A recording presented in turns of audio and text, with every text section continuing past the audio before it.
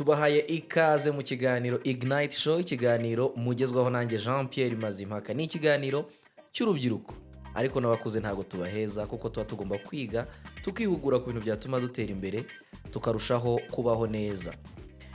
Tuzana abantu bafite ubumenyi ku bintu bitandukanye bashobora kutugira inama uko twabikora neza. Uyu munsi nazanye Sangwa Sifa Florence. Yarangije muri kaminuza yize ubuhinzi n'ubworozi. Biratangaje kumva umuntu w'urubyiruko ahitamo kwiga ubuhinzi n'ubworozi, nyamara twarakuze tubona iwacu bahinga kandi batarabyize bakaturera tugakura. Nihe mpamvu ishobora gutuma umuntu ahitamo kwiga ubuhinzi n'ubworozi? Ni ngombwa ko dusobanukirwa uburyo umuntu yakora ubuhinzi kinyamwuga tukarushaho kububyaza umusaruro. Urubyiruko rufite amahirwe menshi kuba rwakwinjira mu buhinzi n'ubworozi. Reka twumve Sangwa Sifa.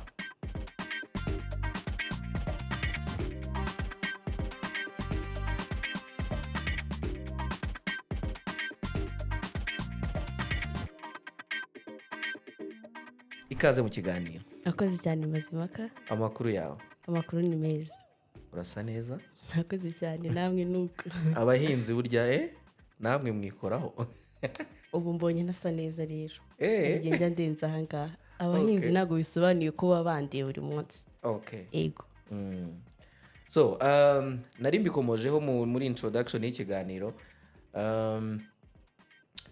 Wisanze gute wiga ubuhinzi? Ubundi twese twakuze tuzi ko ababyeyi nyine barahinga, bakubaza ku ishuri ababyeyi bawe bakora iki, waba utari uwo kwa mwarimu nyine ahita uvuga ko mama wawe cyangwa papa wawe iwanyu bari abahinzi. So, iwanyu ni abahinzi.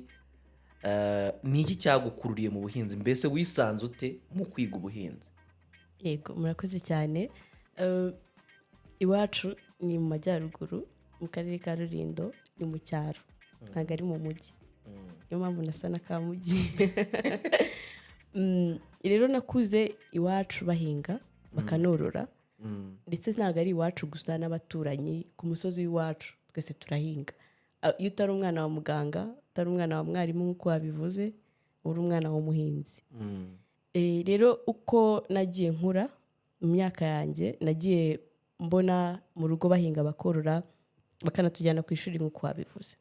Najyanaga n'abahinzi guhinga muri weekend iyo nabaga tutari kwiga, tutari ku ishuri. Rero najyanaga agasuka gato cyane kuko nari ndi magara matoya, ko natangiye kujyana nabo mfite imyaka 4. Ko bitangaje. Abana bo mu cyaro dutangira guhinga kare. Ko gasuka kitwa gute niba ukibuka neza? Twa Nyirabunyago. Nyirabunyago. Hari abandi rero mu bice bimwe by'igihugu bakita incyamuro, bagakoresha mu kubagara, gutera ibishyimbo cyangwa se ubunyobwa, n'indi mirimo nyine isanzwe yo mu murima. Wowe waragahingishaga? Yego, ngewe akazi kose byasabaga niko nakoreshaga. Uko nta kandi gato ka nyuma yako, rero ni nako nari mfite imbaraga zo gukoresha. Najyanaga nabo ku myaka 4 wajyaga mu murima cyane. Ariko ntago nyine natangaga umusaruro nk'abagiye. Ariko nabaga nishimye cyane. Okay. Ari nabaga nahinze iyo byazamukaga nabaga Donc mbizi. tubitandukanye na child labor, gukoresha abana. Ego. Nabikoraga mbikunze, nishimye, ndikumva hari ahantu twize guhinga ku karima k'igikoni. Aba ningiye buzani umva ibishyimbo byaje birazabuka, hirya ari nashizeho utuntu tw'igitunguru. Igitunguru kirera we. Ajya nicara ngavuga ni mwabonye ibintu nahinze ariko. Yo ntago bigeze babirya kuko byagomba kuguma aho ngaho ubireba. Narabirebaga pe.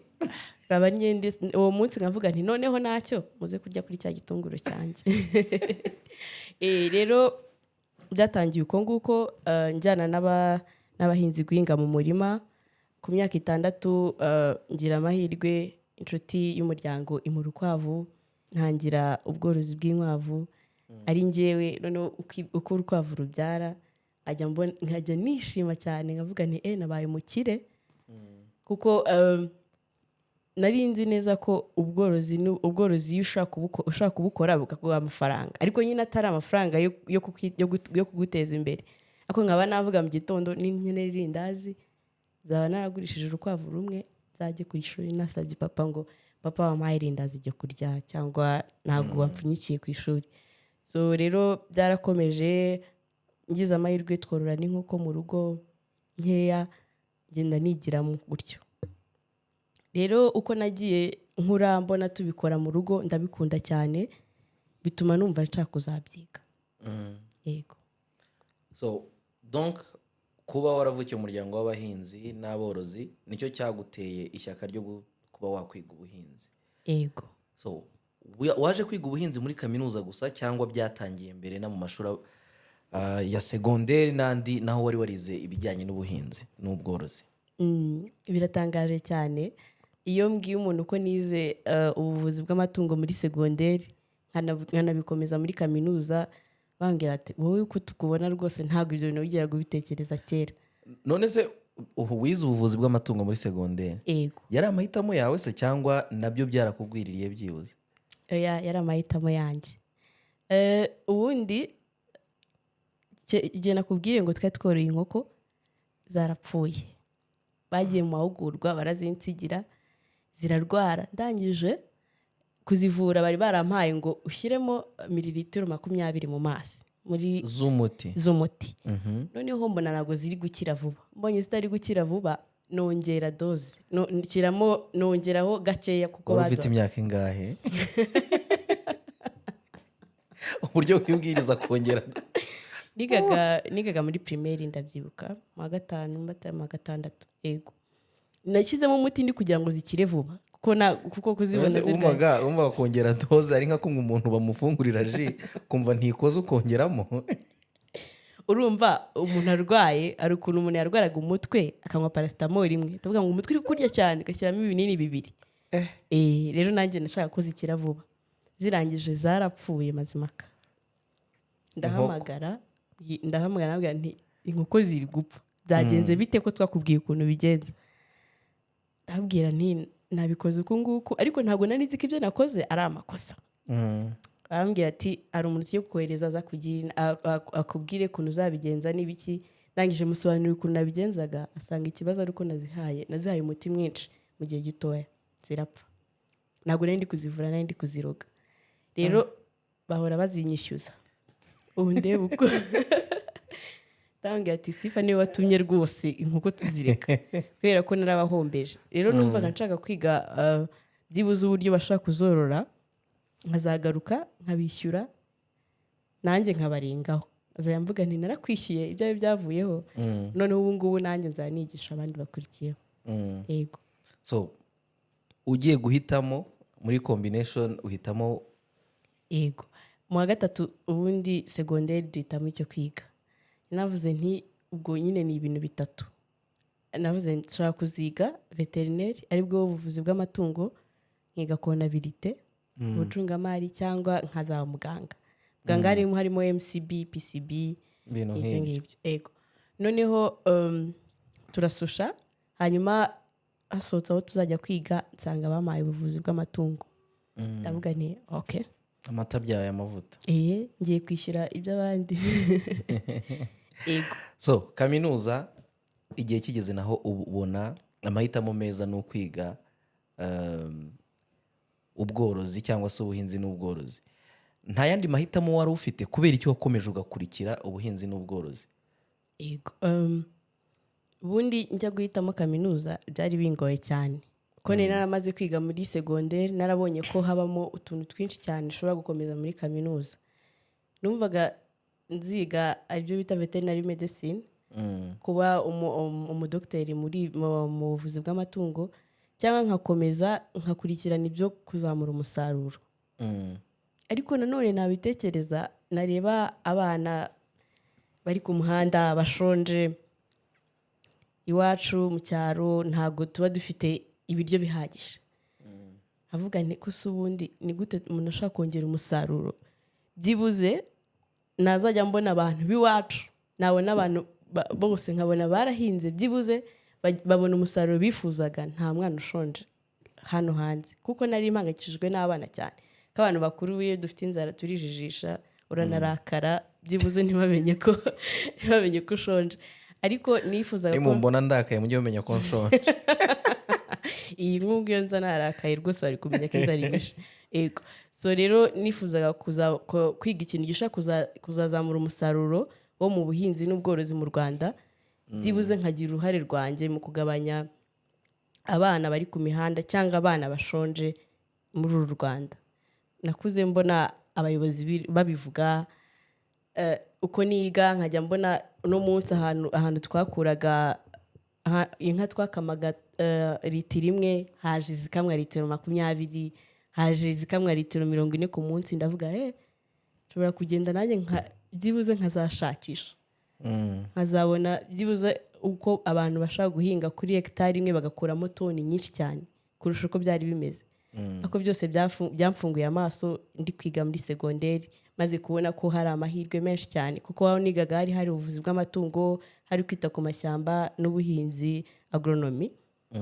Hose rero njye najyaga mbabaza ibyo bari kwiga ko bigenda, tutaba twagiye kuvura amatungo nkaba najyanye nabo mu myembe hehe kugira ngo nige utuntu twose. Rero ngize amahirwe muri kaminuza mbona ahantu ushobora kuzabyiga byose bigakunda, ariko cyane cyane nkita ku matungo. Yego. Ubwo muri kaminuza yahise wiga iki? Nahise niga ibyo bita mu ndimi z'amahanga conservation agriculture, ari bwo kubungabunga ubutaka n'ibidukikije, ubuhinzi bungabunga ibidukikije. Hanyuma niga mpitamo agace gatoya kitwa animal production, ariko ko kuzamura umusaruro wo mu bworozi cyangwa w'amatungo. Donc ubworozi value chain yose mbese muri rusange, uruhererekane rwo mu bworozi bwose. Yego. Habe kororoka kw'amatungo, uko yororwa, uko abyazwa umusaruro. Donc iyo chain yose niyo mwita niyo twita animal production. Animal production. Yego, bitandukanye no korora gusa. So ariko ntago birumvikana neza. Wakuze iwanyu abahinzi, barahinga bakujyana ku ishuri uriga, ntago bari barabyize. Yego. Wowe wajyaga kwiga iki? Ko wari warabibonye iwanyu babikora. Ni iyihe mpamvu umuntu ashobora guhitamo kujya kwiga ubuhinzi? Ese ni ikintu umuntu koko ashobora no guhitamo akagikurikira nk'uko muri kugikurikira mwebwe abakiza? Okay, nk'uko mwabyize. Tuvugishije ukuri, mbere na mbere ikintu kibanza no kuba ukunda ikintu. Ubona uba wireba ukabona mu myaka iri imbere icyo kintu nicyo gishobora kuzakubyarira inyungu mbere na mbere. Icya kabiri, nifuzaga yuko byibuze nshaka kongera umusaruro w'ibikomoka ku buhinzi n'ubworozi, kuko ni narabonye ahandi hantu babikora bigakunda. Ariko ntago niba nagize amahirwe yo kumva radiyo cyangwa yo kureba televiziyo, ko ntabwo nshaje, ni muri generasiyo y'ubu ngubu, twagize amahirwe tukajya tubona kuri televiziyo, tubona abantu batwara amamashini mu mirima, ukibaza se bariya ni filime, ukumva ntago muri make ari bwo buzima babamo. Ukabona ntibafite ka nyirabunyagwa. Kavuga biriya bari guhinga, ukumva cyangwa nirari. Ego. Rero naravuze nti hari ukuntu dushaka kuzamura umusaruro w'ubuhinzi n'ubworozi, ariko kubigeraho nuko ngomba kubyiga. Kandi njyewe narirebaga nkabona ko mu myaka yanjye iri imbere nazitwa umukire, ariko umukire woroye, umukire uhinze. Bitavuga nti reka noneho njye kubyiga, nzagaruke nzaba umukire wagafashe mu gace ariko wororoka nahinga bya kinyamwuga. Biga iki mu buhinzi n'ubworozi? Ubundi umuntu yiga iki? Niba uko bafata isuka se biga iki? Matière cyangwa se ikintu abantu bagiye kwiga ubuhinzi n'ubworozi biga ni iki? Yego. Ubundi ubuhinzi n'ubworozi ni ikintu kinini cyane. Babijyamo byimbitse. Kumenya uko uzatera imbuto kugeza igihe izagerera mu isoko. Kumenya uko uzorora urukwavu cyangwa inkoko kuva ku munsi wa mbere kugeza igihe tuzayirira. Rero habamo ibintu byinshi cyane. Urugero rworoshye cyane, kugira ngo uzamenye, warabibonye ko muri ino minsi dufite inkoko isigaye zigera iminsi 45 tugahita tuzirya, zitwa broilers z'inyama. Ibyo bintu rero wowe utarabyize ushobora kugabura nabi, izo nkoko zikazagira n'amezi 2 zitaragera ku rugero rwo kuribwa. Yego, zitaragera kuri urwo rugero. Okay. Yego. Rero birasaba ko bisaba ko abantu babyiga neza bakamenya ngo ese itungo ryanjye cyangwa igihingwa cyanjye gikeneye iki ku minsi runaka mu gihe runaka ku buryo cyazambyarira umusaruro nifuza. Ukiga wese nimba ikigori cyanjye gisa n'umuhondo nakora iki, haraburamo iki kugira ngo byibuze kizamo umusaruro nifuza. Byose target aba ari umusaruro. Niyo ntego buri muhinzi n'umworozi aba afite, ari kugira ngo byibuze ibintu arimo akora bizamubyarira inyungu. So rero iyo uri kwiga ubuhinzi n'ubworozi ubijyamo byimbitse ukamenya ikintu uzakora kuri buri ntambwe y'igihingwa cyangwa y'ubworozi ugezeho runaka. Ndumva ari siyanse mu zindi. Ni siyanse cyane. So reka noneho twifashishe wenda ingero zifatika z'ibintu ababyeyi bacu bashobora kuba barakoraga tureba, bishobora kuba atari imikorere inoze, ariyo mpamvu wenda batabona umusaruro uhagije, ariko ubu ngubu hamwe n'ubumenyi mwebwe muba mufite mwakuye ku ishuri bashobora gukosora bakaba babona umusaruro wisumbuyeho. Ingero nk'ebyiri mu buhinzi n'ebyiri mu bworozi wenda. Twagize amahirwe ubu ngubu dusigaye dufite abantu batwegereye cyane basigaye batugira inama mu buhinzi n'ubworozi. Ariko nk'urugero rworoshye cyane wasangaga abantu bahinga bagashyira amasaka cyangwa ibigori ntibe biri ku murongo, ntihabe harimo intera runaka hagati y'igihingwa n'ikindi. Babona umusaruro bakibwira ko uwo musaruro byibuze ari wo wari kuzava muri ubwo butaka runaka. Nimba umuntu ahinze kuri hegitare agakuramo umufuka wa kilo 100 akumva yarasaruye cyane kuko hari abandi babonye 60 wenda cyangwa ibiro 30. Yaramishaga akaba abizi ko yaheze imifuka 2. Yego. Ariko ugasanga ushobora gukoresha imbuto nkeya kuyo yakoreshaga, hanyuma ugakuramo umusaruro uruta n'uwo yari afite. Gute? Yego. Urugero rworoshye rero, niba bavuga ngo hagati y'ikigori n'ikindi cyangwa igishyimbo n'ikindi bashyiramo santimetero 40, ari byo bibazo duhura nabyo muri ino minsi. Ugiye kugira umuntu inama ukamubwira uti aha hantu waracucitse cyane, byibuze ugomba kuranduramo ibishyimbo bimwe cyangwa ibigori bindi kugira ngo bihane umwanya. Impamvu dushyiramo intera ni iyi, ni ukugira ngo imizi izabone uko ikurura ifumbire, amazi, ntibizarwane n'ibindi. Nigeze kumva abantu bamwe babyita ngo intungagihingwa. Yego, intungagihingwa. Yego. Genda ntumenya. Wowe sigaye warabaye ubuhinzi cyane. Uzatugana mu mwuga. Ndacyabura ubutaka gusa. Uracyabura ubutaka? Nitubona hagira umuntu utubwira ubutaka bwa make cyangwa se akabuduhamo impano, nanjye nzahita nza guhinga. Ni karibu mu mwuga. Aho cyo tubwira impamvu yo gushyiramo espace hagati y'ibihingwa. Ngo gushyiramo intera rero bituma byibuze igihingwa kijyana za ntungagihingwa zose ziri mu butaka, bityo kikazatanga umusaruro witezwe. Ariko iyo bicucikanye birwanira za ntungagihingwa. Nta nubwo wowe ubuzi ngo washyizeho ibintu bingana gute ku gihingwa runaka. Ntibinatuma uzanamenya ngo byagenze gute se ubundi byapfiriye hehe. Ariko iyo washyizemo intera hagati y'igihingwa n'ikindi bituma umusaruro wiyongera, kubera ko bitaba habayemo competition, bitaba biri kurwanira. Umusaruro uriyongera gute kandi hari hateyemo ibigori 100, 50 biranduye hasigayemo 50. Urumva umusaruro uziyongera gute? Amahirwe rero nari ndimo nkubwira nuko urumva byatangiye tubabwira tuti mwashyizemo ibigori 100 ariko byibuze ugomba kurandura bikeya kugira ngo ibindi bibone umwanya.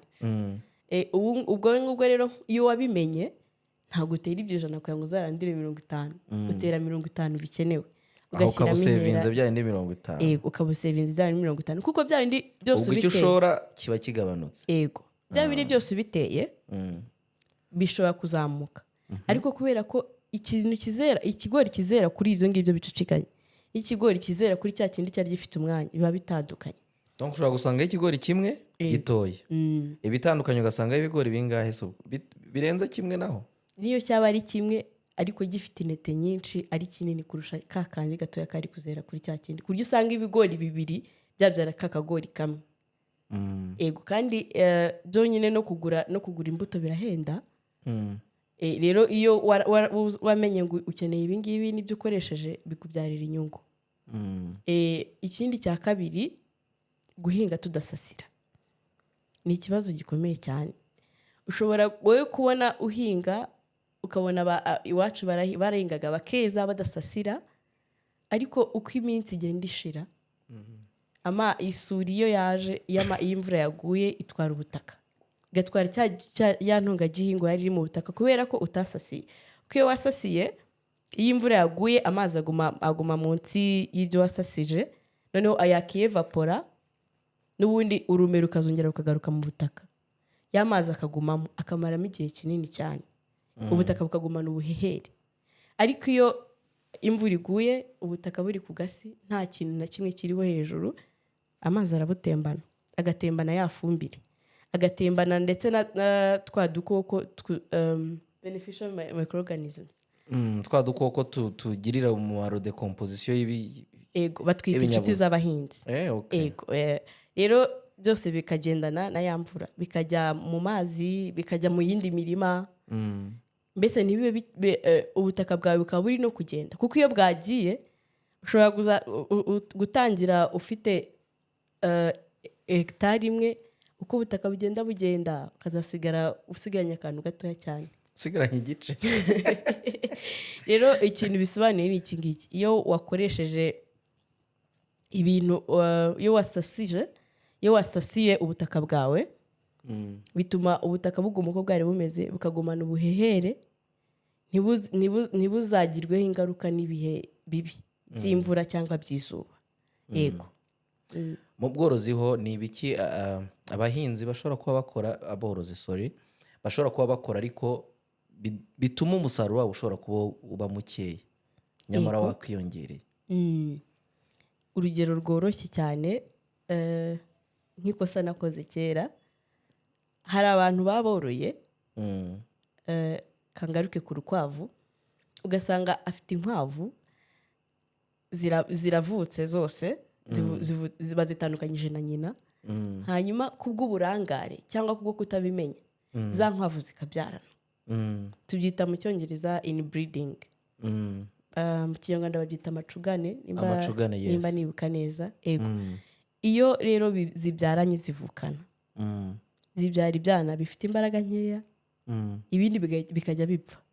Ko nkanjye zarapfuye zirapfa kugeza igihe namenye ikibazo cyari kirimo.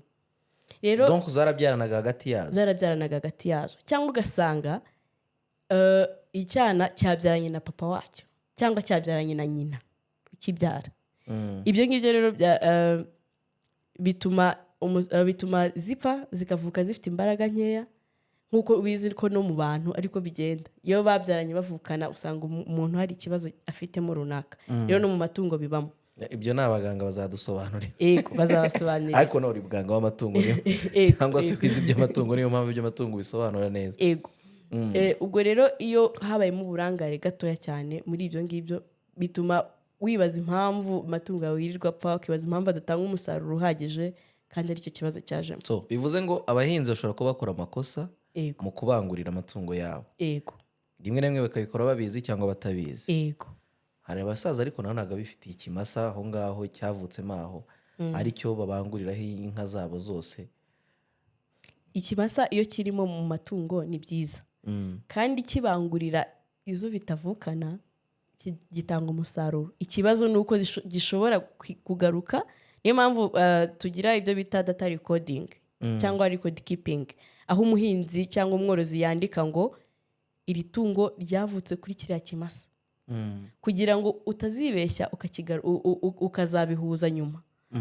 Nunareba neza no kuri ka gatibe abantu bateresha intanga, haba hariho nimero y'iherena ry'icyo kimasa, kugira ngo icyo kimasa kitazongera kikagaruka mu bworozi bwawe kikaza kubanguriza nanone nk'icyana cyacyo.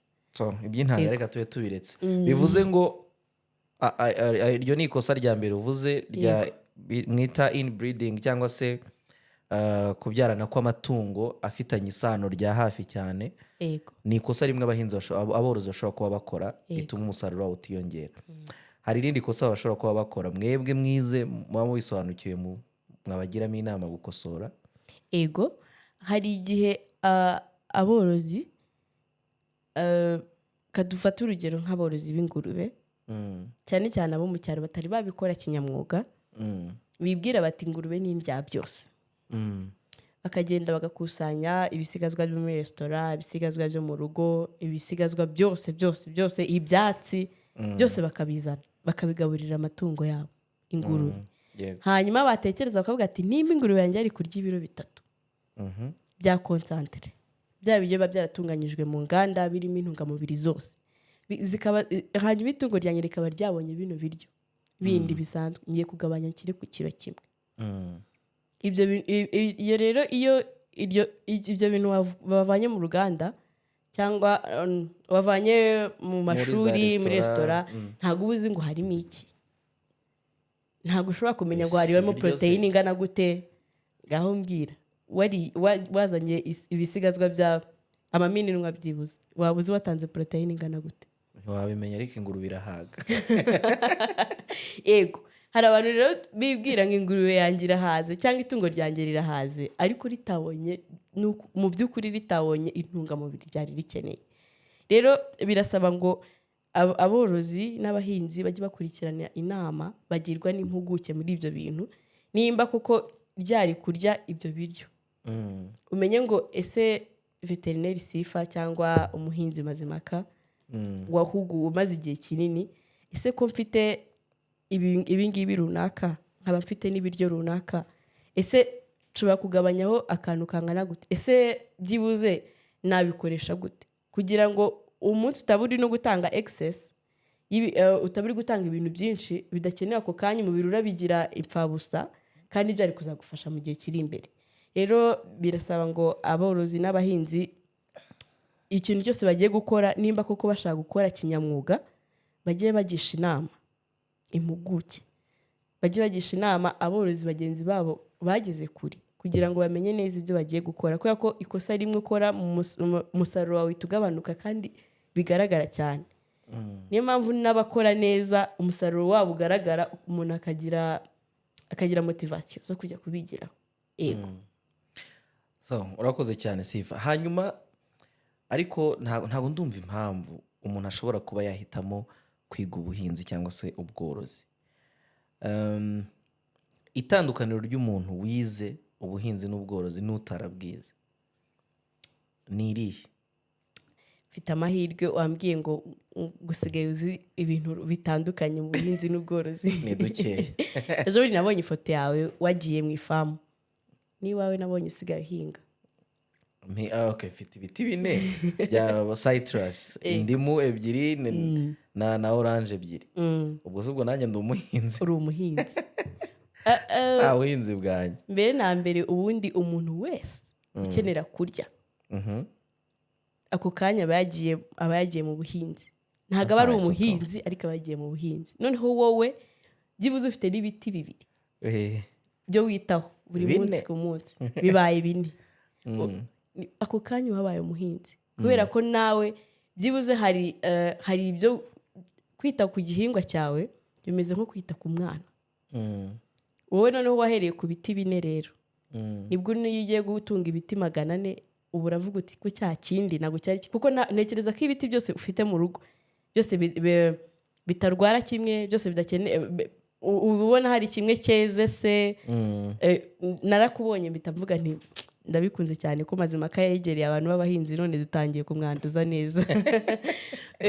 Rero kwa ko wagize amahirwe y'uzi ukaba ubibona, ese ubona wowe uko ririya cunga ringana nuko iryo wasize mu rugo ringana, ubona bingana? Oya, ahubwo nta nubwo ryanakuraga ngo rizamuke iryo twateraga. Yego, byatwaraga imyaka myinshi. Byatwaraga imyaka myinshi kuko nk'icyo gihe njya gutera, uvuze kuri biriya biti, ariko njya kubitera nabanje kubaza abantu nyine inzobere mu by'ubuhinzi, menye nihe nakura imbuto nziza. Hanyuma bitangira kurwara bya bindi mwita utumatirizi, Marburg. Milbag.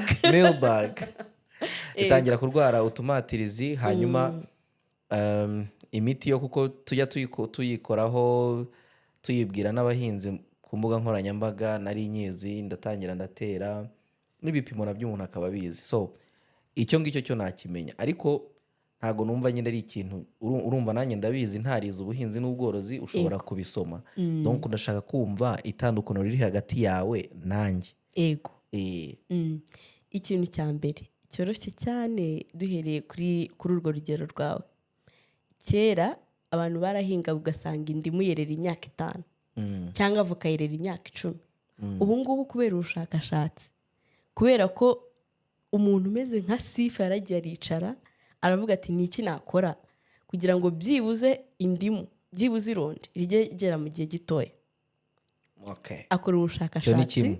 Ubwo ba Sifa ibyo mushobora gukora harimo ubushakashatsi no kutubonera imbuto nziza zerera vuba. Ikindi kintu rero ikindi kintu gituma njye nawe dutandukana, wowe utarize ubuhinzi n'ubworozi, ni uko mba nzi neza ibyo ngiye kwitaho, yaba amatungo yaba ibihingwa bikeneye mu gihe cya nyacyo, bigatuma byibuze umusaruro ugaragara ko ushobora umusaruro ugaragara ahantu hatoya cyangwa se ahantu hanini bitewe n'aho ndi gukorera, bigatandukana na wa muntu ubizamo kubera ko yabikunze. Niyo mpamvu usanga na business z'iyi minsi ziri guhomba. Urabyuka mu gitondo ukavuga uti nabonye Sifa ari mu nkoko afite inkoko 1000, afite inkoko 10,000, nawe ugashaka nabonye yarabaye mukire nanjye namuba. Ukabyuka mu gitondo ugahita ujya mu bworozi cyangwa mu buhinzi, nta bumenyi ufite. Iyo ugezemo rero ukabona ibibazo byose birimo n'ibisubizo birimo, ukabona ingorane nazo, kuko ingorane ntizijya zibura muri business iyo ari yose, bituma ucika intege. Ariko wa muntu ubuzi ngo nimba nabonye inkoko yanjye iri gusinzira ndamenya ngo ndayiha uno muti, bitandukanye nawe uri buze kuzabaza ngo cyangwa ntunabimenye ko byibuze yatangiye kuzana ikimenyetso cy'indwara runaka ngo uhite uyitangirira ku gihe. Rero twebwe mu bintu dushobora binihuse binagaragara ni uko uhita ubona ikimenyetso cy'ikintu runaka gishobora kuzatuma utagera kuri wa musaruro wifuzaga, ukakirinda mbere, kigahita kigufasha ko wazagira umusaruro utandukanye na ba bandi bajemo bakazarwanya ibyo bintu byajemo byamaze kugera mu ifamu already, byamaze kugera mu bworozi cyangwa mu buhinzi bwawe. Nimba umuntu atangiye kubona, nimba urugero rworoshye, ubundi nk'amatungo yacu biba ugomba ubugirwa inama y'uko zigomba kuba zifite amazi ahagije kandi buri gihe, bidasaba ngo zizagira inyota zize kunywa, kuko ibyo ngibyo nk'inka cyangwa inkoko cyangwa ingurube zifite amazi ahagije zibyara umusaruro kurusha za zindi zibona amazi mu gitondo na nimugoroba. Ariko inkoko zirirwaga zitora ku gasozi zikanitemberera, buriya zabonaga ahantu zinywa amazi. Ubwo mbese ntekereza nanjye kera nagiraga inkoko zirirwaga mu rutoki zitembera nkabona ziri gutera. Buriya inkoko zikenera kunywa amazi. Zikenera kunywa amazi. Niyo tungo ridakenera kunywa amazi naryo ampaye ubyo nzi aka kanya ndumva naryo. N'inkwavu zinywa amazi. Zinywa amazi. Donc ndumva tuzagira noneho ibindi biganiro ku kugaburira amatungo. Yego, rero bisobanuye ngo wowe wabonaga inkoko yawe, mwabonaga inkoko zitera amagi, ariko buriya si inkoko yawe yateraga amagi buri munsi. Yarasibaga rimwe kabiri, kandi ubu ngubu dufite ubwoko bw'inkoko zitera amagi igi rimwe buri munsi, zigatera byibuze 95% cyangwa kuzamura bitewe n'ubwoko bwazo. Inkoko imwe buri ishobora gutera amagi angahe? Dufashe urugero, hari inkoko za Iza Brown byibuze zishobora gutera amagi hagati ya 282 kuzamura. Hari n'izo dufite z'imbera byombi zishobora gutera munsi yazo. Yego, nanone kandi ibyo byose by'umusaruro yatera amagi ikanatanga inyama. Yego, ariko ibyo byose yaba iby'umusaruro yaba iby'iki byose biterwa n'uburyo umworozi cyangwa umuhinzi yazitayeho. Kubera ko ishobora kuba ifite n'ubushobozi bwo gutera amagi 350, ariko kubera ko wazitayeho nabi. Yanjye rero umenya yarateraga 12 gahita irarira.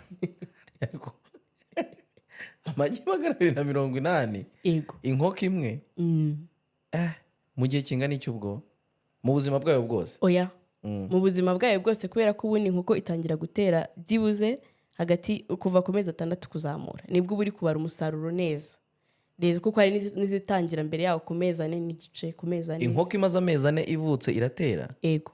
amezi 6 okay ubundi inkoko itangira gutera ku mezi 4 ako nyine umusaruro byibuze uri kuvuga ati yageze ku musaruro wa nyawo ushimishije ni ku mezi 6 kuko urumva nimba ufite inkoko 1000 ntabwo zose zitangira guterera igihe kimwe. Fata average. Rero inkoko iratera ikarinda irangiza imyaka 2 igitera itarahagara. Ego. Igenda umusaruro ugabanuka ariko igitera. Ego. Bitandukanye rero no kuba ufite inkoko izazindi z'inyarwanda wari ufite nta nubwo no kumenya ngo zizamara igihe kingana gute ko niwa keretse ifite imwe byibuze iri kugenda itera 3 bibona kari 3 mu cyumweru. Ego. So none se ubu wagira umuntu inama, umuntu w'urubyiruko aje akakugisha inama ati ndumva nifuza kunyobora muri kariyeri yanjye, akakubwira ibyo akunda, akakubwira iki, ushobora kugira ahantu ushobora kugira umuntu inama yo kujya kwiga ubuhinzi nk'uko nawe wabwize?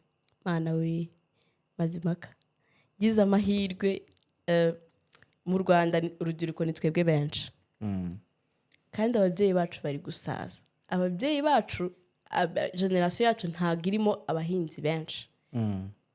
Mbese bafite n'ubwoba bw'uko twebwe dushobora kuzarera abana dukura ibiryo mu mahanga kubera ko tutari mu buhinzi n'ubworozi. Tuzaba dufite kashi. Kashi ziza. Okay. Dufite hari ibintu byinshi cyane biduha amafaranga. Ako mu by'ukuri nimba unkurikirana ku mbuga nkoranyambaga nirirwa mbwira abantu uko byagenda kose mu munsi wawe ukeneye umuhinzi. Tukaturi kunywa gakofi.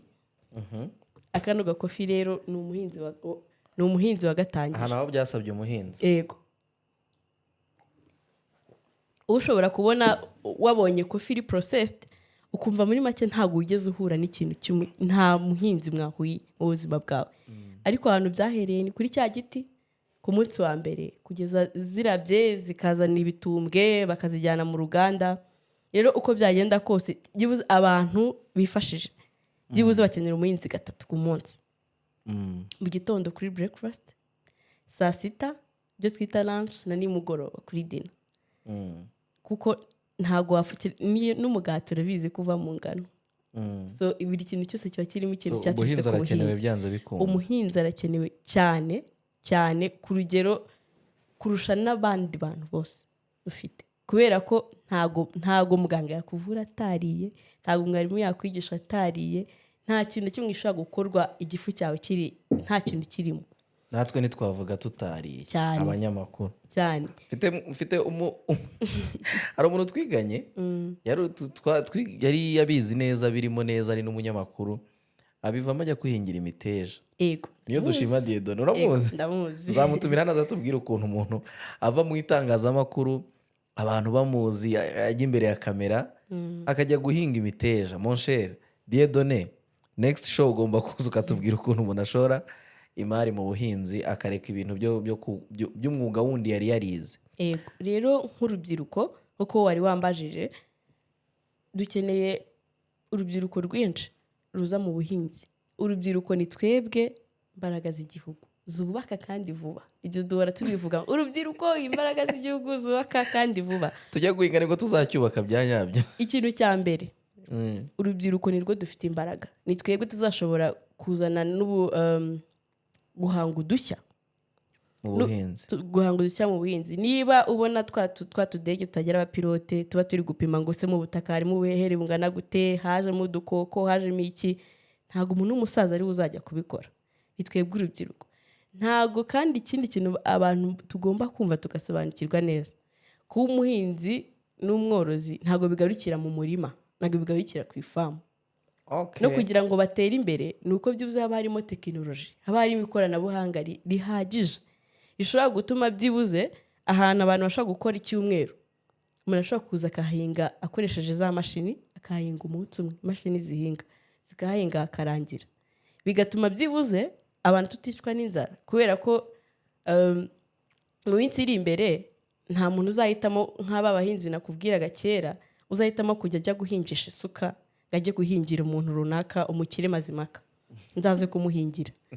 Byibuze birasaba ko tuba dufite ikoranabuhanga ku buryo Mazimaka yakodesha za mashini zihinga zikaza zikamuhingira ku butaka bwe, kandi azi neza ngo buri gihe runaka nzajya nshyiramo ibi ngibi tugere ku musaruro twifuza. Ariko urubyiruko nitwiryamira, generasiyo iri imbere yacu iri kugenda igenda, ntabwo tuzabaho burundu.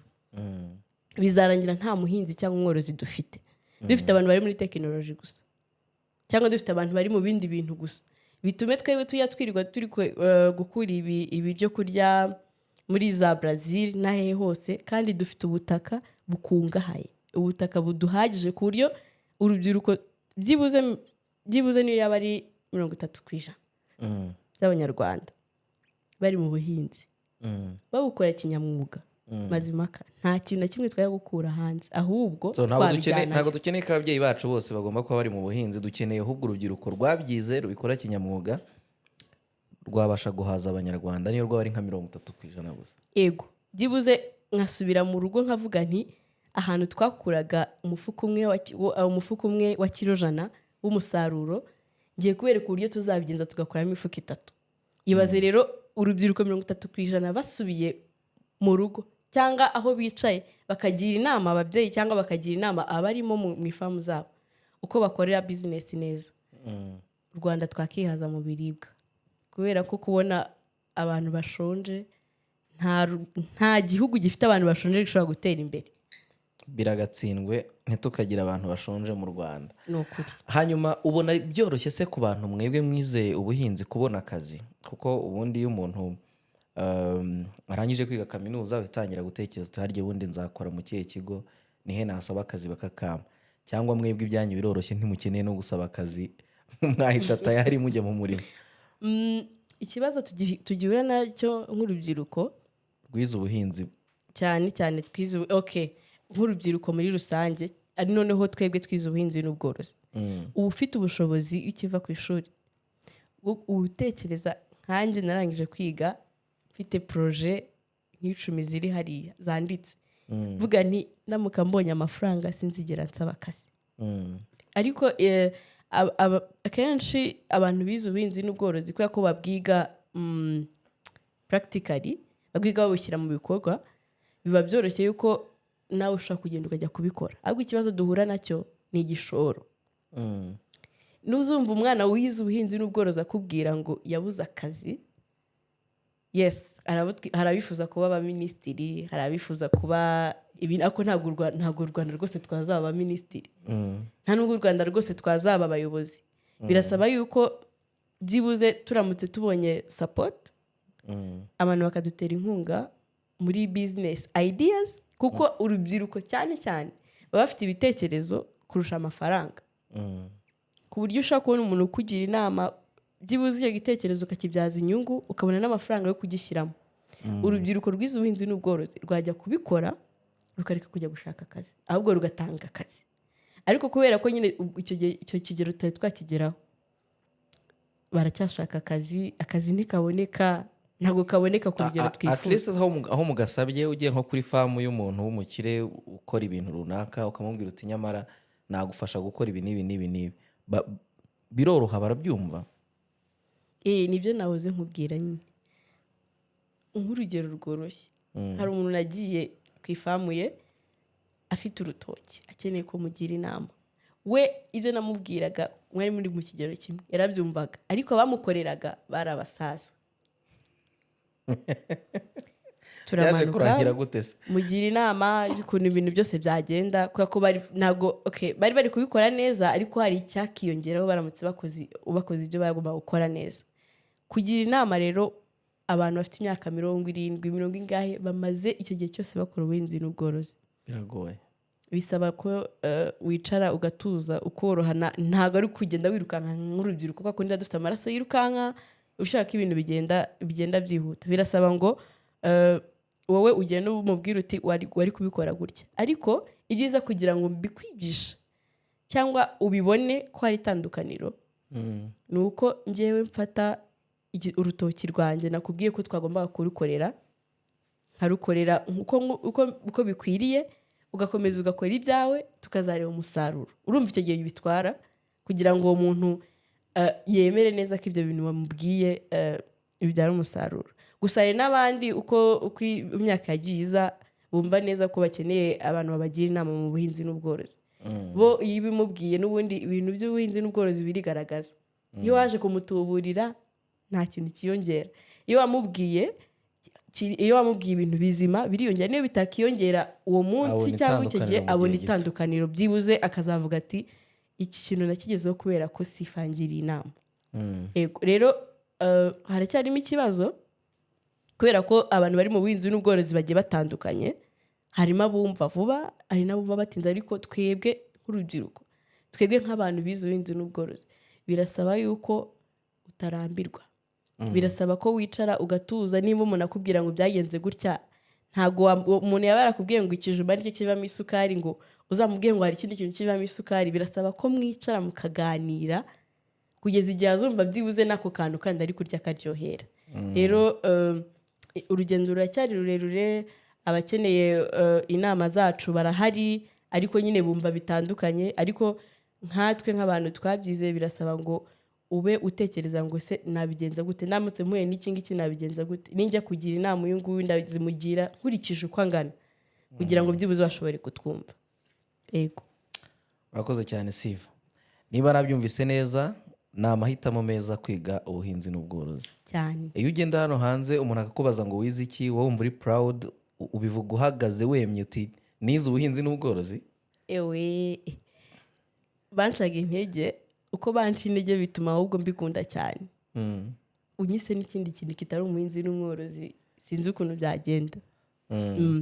Ndabikunda kandi nshishikariza n'abandi kubikora, kuko nk'uko nabikubwiye turamutse turi abahinzi n'aborozi benshi, tukaba dufite u Rwanda rutemba amata n'ubuki nk'uko babivuga, tumeze neza nta twihagije ku biribwa, tukaba tubereye muri paradiso. Hari ikindi gikenewe? Ntacyo.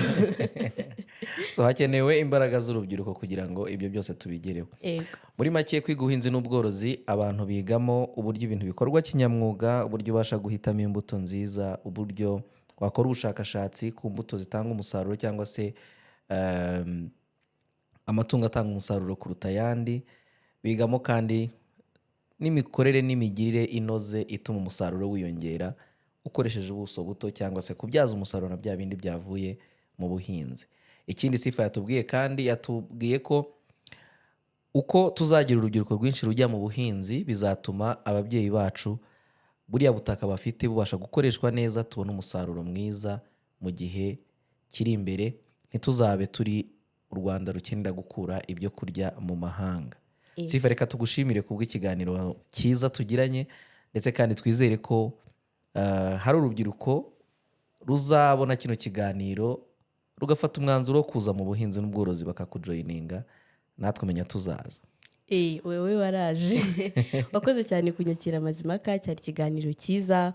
Wakoze ku gakawa, nahise mbona ko byibuze uha agaciro abahinzi n'aborozi. Abahinzi imbere cyane. Ego. So urubyiruko rwose ni karibu mu buhinzi n'ubworozi. Ni mu nkenera ndahari, ni mu Kenya n'abandi bagenzi banjye barahari. Muze twubake u Rwanda twifuza. Tutaravaho. Niba gukenera bazagukura he? Biroroshye cyane. Nshaka kuba nimero za telefone cyangwa social media maybe. Okay. Ku mbuga nkoranyambaga zanjye nkoresha kuri X, ariyo twitaga Twitter, uzasacinga ni Sangwa Sifa cyangwa Sangwa Sifa Florence Mitanza. Kuri LinkedIn nayo mazina Sangwa Sifa Florence, kuri Facebook nayo mazina, no kuri TikTok. Hose mbwira abahinzi n'aborozi uburyo ibintu bikwiriye gukorwa neza bikabyara inyungu. Abifuza namwe kwiga ubuhinzi n'ubworozi, murabyumva neza ko ni umwuga ushobora kuguteza imbere, kandi ni n'umwuga ukenewe mu mibereho ya buri munsi y'umuntu uwo ari we wese ku isi. Reka tubashimire cyane ko mwakurikiye ikiganiro cyacu. Sifa, nawe tugushimire. Urakoze cyane Mazimaka. Ikiganiro cyacu nakagaruka, muzajye mukomeza kudukurikira kuri Travel with Mazimpaka, ndetse no ku Munota TV kuri YouTube channel zacu. Turabashimiye. Ciao. Tubonane ubutaha. Ego, urakoze cyane.